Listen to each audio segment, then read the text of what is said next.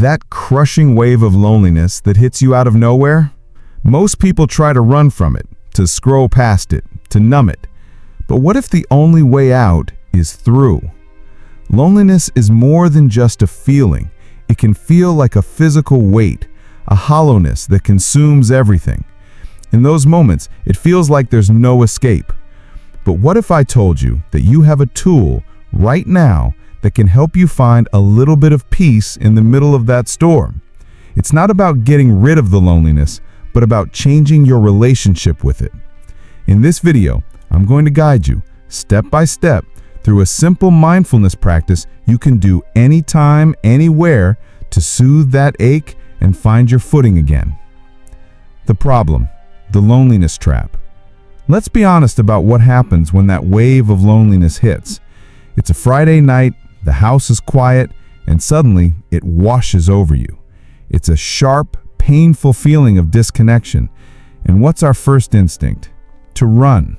We grab our phones and start scrolling, hoping a highlight reel of someone else's life will distract us. We turn on the TV and binge watch a show, anything to drown out the silence. We open the fridge and look for comfort in food. We fight it, we numb it, we do anything we can to avoid feeling it. Or we do the opposite of running. We get stuck in it. We start listening to the stories the loneliness tells us. It whispers in our ear, "See, you're all alone. No one cares. There must be something wrong with you." We dive into a spiral of negative self-talk, replaying every mistake, every rejection, until the feeling of loneliness becomes a full-blown identity. We go from "I feel lonely" to "I am lonely." Here's the problem with both of these approaches. They don't work. Running from the feeling is like holding a beach ball underwater. It takes a ton of energy, and the second you lose focus, it bursts to the surface with even more force. And wrestling with the feeling, getting lost in the negative stories, is like adding fuel to a fire. It just makes the pain bigger and hotter. Both paths lead to more suffering. But there is a third path, and that's the path of mindfulness. The third path. What is mindfulness anyway? When people hear the word mindfulness, they often think it means clearing your mind, stopping all your thoughts, and floating away on a cloud of bliss. That's not it at all. Trying to stop your thoughts is impossible, and it's not the goal. Mindfulness is much simpler and more practical than that. It is the practice of paying attention to the present moment, on purpose, without judging it. Let me break that down. Paying attention. It means choosing where you put your focus. Instead of being lost in thoughts about the past or worries about the future, you bring your attention to right here, right now. On purpose, this is an intentional act. You are choosing to be present. Without judging it, this is the hardest part, but it's the most important. It means you notice what's happening, a thought, a feeling, a sound, without labeling it as good or bad. You just notice it. So, how does this apply to loneliness? When you're lonely, you have the raw feeling itself, and then you have the story you tell about the feeling. The raw feeling might be a tightness in your chest or a hollowness in your stomach.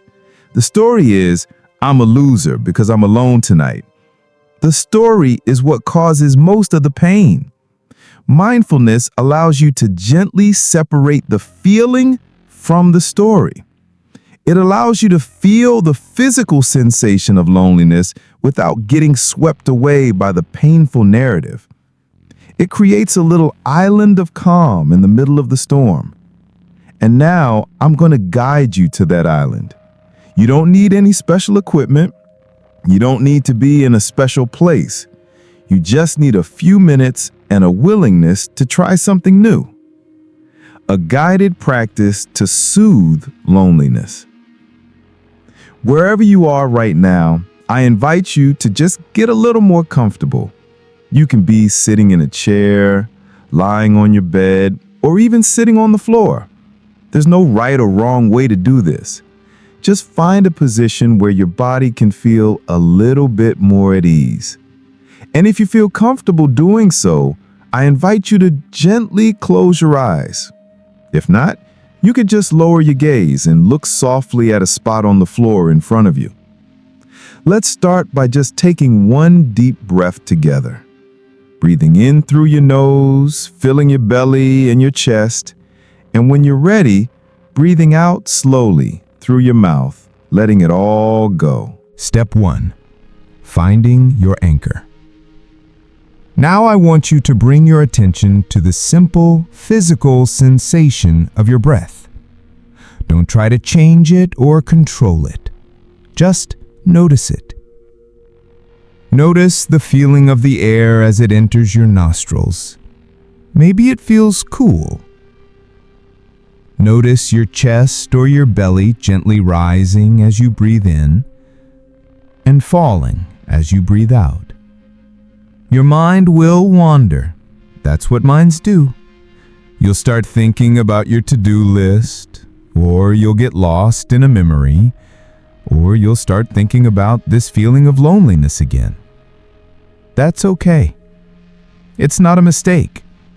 The moment you realize your mind has wandered, you've already done the most important part of the practice. Gently, without any judgment, just guide your attention back to the breath, back to the feeling of your chest rising and falling. The breath is your anchor. No matter how wild the storm of thoughts and feelings gets, you can always come back to this simple, physical sensation. Let's just sit with this for a few moments. Breathing in and breathing out. Step 2. Turning towards the feeling. Now for this next step, we're going to be very gentle. I want you to gently allow your attention to move from your breath to the feeling of loneliness itself. And I want you to approach this like a curious scientist, not a judge. Ask yourself, where do I feel this loneliness in my body? There's no right answer. Just notice what's true for you. Do you feel it as a hollowness or an ache in the center of your chest? Maybe it's a tightness in your throat, making it hard to swallow. Maybe you feel it as a heavy, sinking feeling in your stomach. Just notice the physical sensation. You don't need to label it loneliness. Just notice its physical qualities. Is it heavy or light? Is it warm or cool? Is it sharp or dull? Does it have a size or a shape? Just observe it. We're not trying to make it go away. We're not trying to fix it. We are just acknowledging that it's here. Ah, there's that heavy feeling in my chest again. Just noticing. You're simply watching the sensation, allowing it to be there without getting caught up in the story it's trying to tell you. Let's just stay with this for a few breaths. Just noticing the physical feeling. Step 3. Meeting it with kindness. Now for the final and most important step. We've noticed the feeling. Now we're going to see if we can offer it a little bit of kindness. Loneliness hurts. It's a form of pain. And what does any pain need? It needs care. I invite you to place a hand on the part of your body where you feel the loneliness most strongly. Maybe a hand on your heart or on your stomach. The gentle pressure and warmth of your own hand is a powerful signal of care to your nervous system. And now, as you breathe in, see if you can imagine your breath carrying a sense of warmth or softness or kindness right to that spot. Imagine your in-breath gently surrounding the feeling, not to force it out, but just to hold it. And as you breathe out, see if you can imagine the sensation softening just a tiny bit, releasing some of its tension. Breathing in, sending kindness to this part of you that is hurting. Breathing out, letting it soften.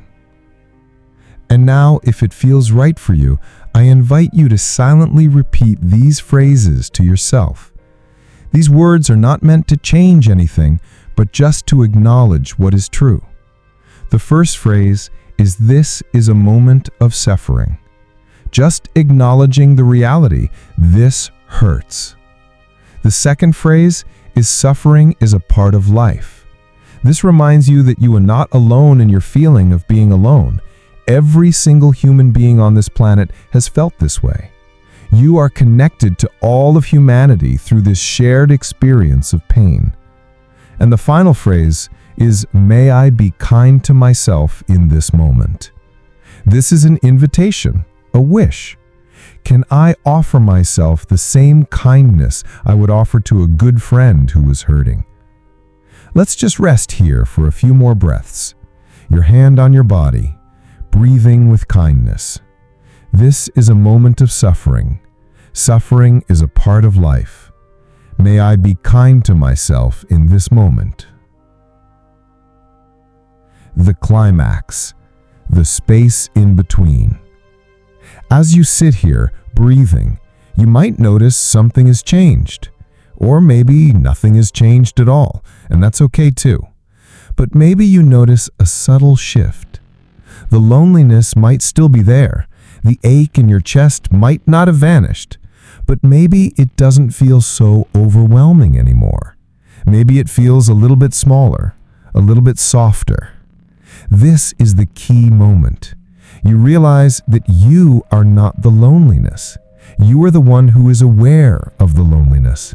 You are the sky, and the loneliness is just a cloud passing through. It's a big, dark, stormy cloud for sure, but it's still just a cloud. And you are the vast, open sky that has room for it. In this moment, you find a little bit of space between you and the feeling. And in that space is freedom.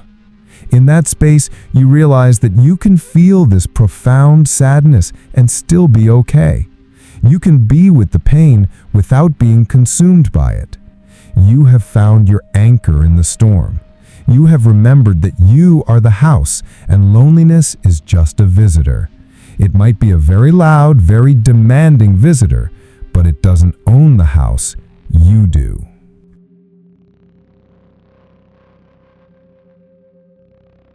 When you're ready, you can gently begin to bring your awareness back to the room around you. Maybe wriggle your fingers and toes. And when it feels right, you can slowly open your eyes. What we just did was not a magic trick to erase loneliness. Loneliness is a normal human signal. It's a sign that we need connection. What we did was learn how to hear that signal without letting the alarm bell deafen us. We practiced anchoring ourselves in our breath. We practiced curiously observing the feeling in our body without judgment. And most importantly, we practiced responding to our own pain with kindness instead of resistance. This is a skill. The more you practice it, the stronger that muscle of self-compassion will become. The next time that wave of loneliness hits, and it will, you now have a choice. You don't have to run from it, and you don't have to drown in it. You can choose this third path. You can choose to be present, to be kind, and to remember that you are bigger than your loneliest feeling. If this practice was helpful for you, please subscribe to RainWish for more guided exercises to help you find your inner peace.